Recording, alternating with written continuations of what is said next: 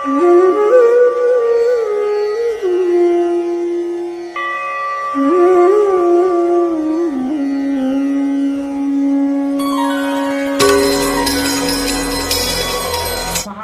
का निर्वाण दिवस मनाया जा रहा है, जहाँ पर हम लोग आज इकट्ठे हुए हैं। इस धरती पर हर इंसान के आने का कोई न कोई निमित्त कारण होता है। किसी का बाप बनकर, किसी की बेटी, किसी का बहन, किसी का माँ, ये सारे रिश्ते तो इंसान ने बनाए हैं और रिश्ते बनाते हैं और रिश्ते में उलझ जाते हैं। परंतु मनुष्य जीवन की सार्थकता इन रिश्तों को बनाए रखना और इन रिश्तों में जीना ही नहीं होता। ऐसे ही संसार के झंझावात विषयों में से कोई ऐसे बिरले व्यक्ति होते हैं जिनके पूर्व के कर्म संस्कार उज्जवल होते हैं, जो संसार की माया जाल से निकल करके स्वयं के कल्याण के लिए निकल पड़ते हैं और अपने कल्याण करते हुए समाज का कल्याण करते हैं। आज हम सभी महंत श्री कृपा साहेब के पुण्य स्मृति क्यों मनाते हैं? इस संसार में दो कर्म किए जाते हैं, या तो आदमी अच्छा कर्म अपने जीवन में करता है या फिर बुरा कर्म करता है। सांसारिक दृष्टिकोण से कर्मों को संसारिक व्यक्ति कर्मों को दो भागों में बांटा, अच्छा या बुरा। वैसे आध्यात्मिक दृष्टिकोण में अगर देखा जाए तो कर्मों के बहुत विस्तृत वर्णन मिलता है, कर्म योग, निष्काम कर्म योग, भक्ति योग। लेकिन एक सामान्य जीवन जीने वाले व्यक्ति के जो कर्म दो मापदंड है, या तो वो अच्छा करता है या फिर बुरा करता है। अच्छे की परिभाषा क्या है? अच्छे कर्म की यह परिभाषा है कि वह कर्म जो हमें आत्मा को शांति दे और दूसरे के भी जीवन में शांति का ही आयाम पैदा करे, या अपने को भी सुख दे और दूसरे को भी वो कर्म सुख दे, वो है अच्छा कर्म।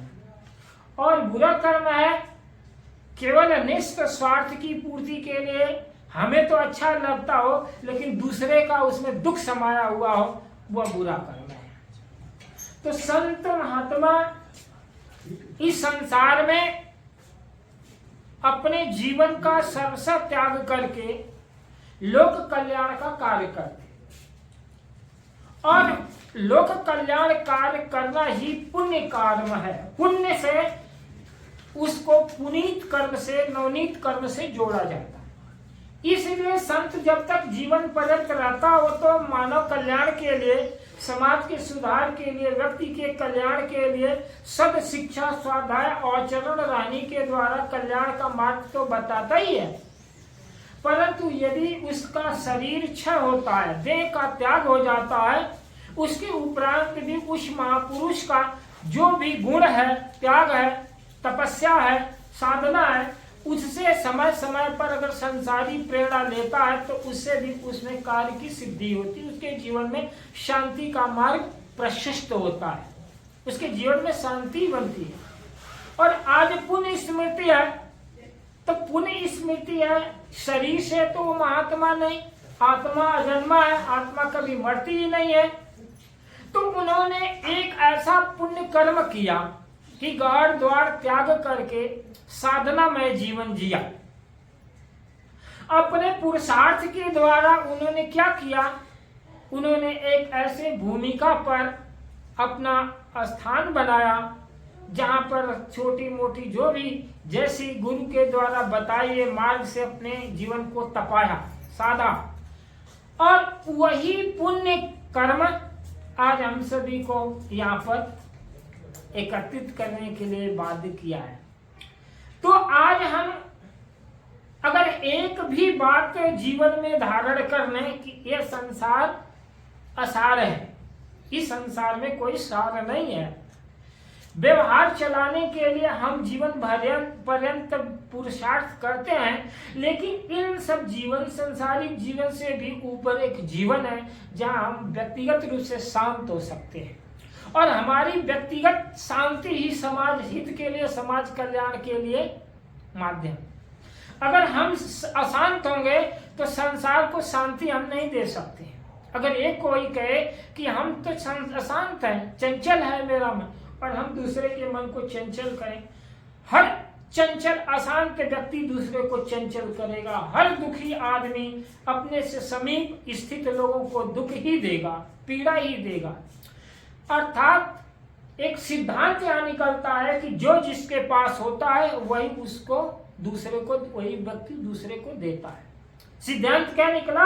जो आपके पास जो चीजें होगी वही आप दूसरे को देंगे। अगर अशांति है आपके पास तो आप दूसरे को अशांति देंगे, अगर आपके जीवन में शांति है तो आपके पास शांति दूसरे को देंगे। इसलिए महात्माओं के जो 3 बातें ध्यान देनी, उनका आचरण, उनकी रहनी और उनकी शिक्षा। शिक्षा, उन्होंने कोई भी संत महात्मा समाज को गलत शिक्षा दे ही नहीं सकता। मति के अनुसार, अपनी बुद्धि के अनुसार हर माता पिता अपने संतान को कभी गलत रास्ते पर जाने के लिए प्रेरित नहीं करेगा। हर गलत पिता भी अपने संतान को सही रास्ता बताएगा, सही शिक्षा। अगर खुदा न खास्ते बाप गलत है, शराबी है, जुआरी है, तो अपने बेटे को कभी भी शराबी या जुआरी होने की प्रेरणा नहीं दे सकता। क्यों? इसके पीछे उसके एक गुण है। शराबी के अंदर भी एक गुण होना चाहिए। शराबी शराब पीता, जुआरी जुआरी कहता है। लेकिन अगर वही जुआरी, उसका बेटा भी जुआरी हो तो वो बहुत दुखी होगा, वो बहुत परेशान होगा। जुआरी बाप बेटे को कभी नहीं चाहेगा कि हमारा बेटा भी जुआरी बने। जो हमारी दुर्गति हुई वो इसकी भी दुर्गति हो। अर्थात अपने से सज्जन, श्रेष्ठ और विज्ञ जन अपने से अनुज, अपने से छोटे लोगों के प्रति कल्याण की भावना रखते हैं।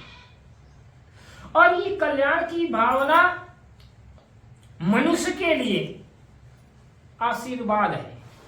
लोग कहते हैं ना, महात्मा से आशीर्वाद ले लेना, माता पिता से आशीर्वाद नहीं। आशीर्वाद कोई शब्द नहीं है। आशीर्वाद आपकी नमन भावना, आपकी श्रद्धा भावना, आपकी समर्पण भावना से आशीर्वाद स्वतः बरस पड़ता है। सदगुरु कबीर ने कहा, वर्षा बादल प्रेम का, हरी बही बन राई। जब बारिश होती है, बरसात का समय होता है, तो सूखी सूखी घासों में भी हरियाली निकल पड़ती है, उसकी कोपलें निकल जाती है। उसी तरह से व्यक्ति के अंदर नमन भावना, श्रद्धा है, प्रेम है, तो निष्ठुर से निष्ठुर, पत्थर से पत्थर हृदय के अंदर नमी रूपी नम्रता का उदय हो जाता, उसके प्रति कल्याण की भावना पैदा हो जाती। आज सशरीर इस बीच किसी के पुत्र रहे होंगे, किसी के पिता रहे होंगे, किसी के पति रहे होंगे, रिश्ते नाते में कोई भी रहा होगा, लेकिन वह रिश्ते आज गुरुपद भावना में समाज में एक प्रेरणा दिया। आज के आप सभी के बीच में भी अगर कोई व्यक्ति अगर त्याग के मार्ग में, वैराग्य के मार्ग पर चलता है, तो समझ लीजिए आपके 7 कुल को ताड़ता है। एक संत, अगर एक कुल में संत की उत्पत्ति होती है, यानी संत त्याग वैराग्य के मार्ग पर चल दिया, तो संतों के 3 कुल पीछे और 3 कुल आगे वंश की शुद्धि हो जाती है। वंश की शुद्धि होती है। तो वंश की शुद्धि क्या है भाई, इस बात को समझ लीजिए। आजकल तो देखा जाता है पाश्चात्य संस्कृति इतनी हावी हो गई है कि हम अपनी मूल संस्कृति को समझ ही नहीं पा रहे। उदाहरण के तौर पर यहाँ पर देखें, यहाँ पर मैं रह रहा हूं, तो आज पुण्य तिथि है तो बहुत सारे लोगों को आपने निमंत्रण किया होगा, लेकिन परिवार के लोगों ने, या ब्रजलाल हो गए, माता लाल होगी, ब्रजलाल के बच्चे बच्चियां आए हैं, तो एक कुल तो हुआ रहा। एक कुल जो है ये लोग हुए, उनकी संतान, दूसरा इनकी संतान। तो ये 3 कुलिया आज देखो मैंने समय नहीं है, दिल्ली जा रहे, बम्बई जा रहे, लड़के बच्चे हैं, सब अपने चीज में व्यस्त है। तो कम से कम वो इस स्थान पर आ रहे तो अपने दादा नाना काका के प्रति जो लगाव है, तो ये भोजन मेरे पिता मेरे दादा मेरे ये संत महात्मा है, तो उनका एक कनेक्शन जुड़ा, एक भाव जुड़ा कि नहीं जुड़ा। तो एक क्षण के लिए उसके मन में उन बच्चों के, उन संतानों के प्रति भाव है कि ये हमारे दादा रहे, हमारे काका रहे, हमारे नाना रहे। लेकिन वो कैसे थे, क्या शिक्षा थी, दीक्षा थी, तो आम रास्ता चलता व्यक्ति तो नहीं है कि कबीरपंथी थे कि क्या थे। लेकिन आप लोग जो जनरेशन, उनके माता पिता या वो प्रेरणा दे कि नहीं, अब हर काम से छोड़ करके एक काम साल भर में निकालो। क्या? सारे दुर्गा पूजा, तीरथ, शिव एकादशी व्रत, फलाना व्रत, ढेकाना व्रत, जिसको आपने, जिस देवी देवता को आपने देखा नहीं था, उनके प्रति आप व्रत करते, उपवास करते। लेकिन ये महंत तो एक देवतुल्य महात्मा पुरुष रहे।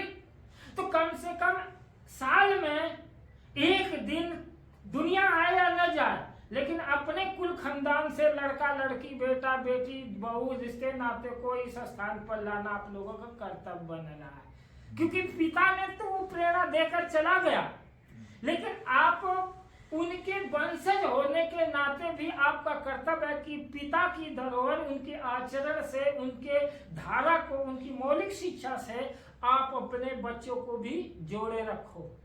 समझ में? तो ये रहा वर्तमान जीवन में। लेकिन एक ऐसा पास्ट जो कि उनके माता पिता, मंत कृपा साहब के भी पिता रहे, उनके भी पिता रहे, तो उनकी कर्म संस्कार, अपरोक्षानुभूति, जिसको बोले अपरोक्ष रूप में किसी के संतान, तो वो पिछले पूर्व जन्म के संस्कार है। अच्छे उनके पिता जो रहे होंगे, कुछ अलग कर्म संस्कार की थी, हमारा बेटा आगे चल करके संत बन गया, त्याग किया, ठीक है। और उनके आज देखा जाता है महाराजा अज की वंश परंपरा में, और तमाम प्रकार राम की बस परंपरा में लोग सिद्ध रहते थे, तपस्वी होते थे, तो उनकी कुल परंपरा थी ना, तब राम देवता में राम का गुणगान गाया जाता। तो इसी तरह से वर्तमान शिक्षा ये कहती है अपरोक्षानुभूति की, कि एक कुल में अगर संतान पैदा होता, त्याग वैराग्यता, तो 3 पुस्त पीछे 3 पुस्त आगे वंश की शुद्धि होती है। समझ में? ये तो यही सामान्य जीवन की बात। परंतु अगर संत की, गुरु की अगर हम शिक्षा आत्मसात करते, उनकी शिक्षा को आत्मसात करते हैं, तो हमारा वर्तमान जीवन और हमारी संतति, 2 कुल सामान्य व्यक्ति, क्योंकि हम अगर जिस महात्मा की, संत की, गुरु की शिक्षा को आत्मसात करते हैं और उसको आचरण में करते हैं, तो वो हमारी संतान को शुद्ध करेगी। लेकिन अगर हम ही बिगड़ल रहेंगे तो फिर हमारी संतान तो बिगड़ल हो ही जाएगी। लेकिन अगर हम सही है और संतान अगर गलत जो दिशा में जा रही है, तो खुदा न खास्ते देर सवेर वो कहीं न कहीं सोचने के लिए विवश होगी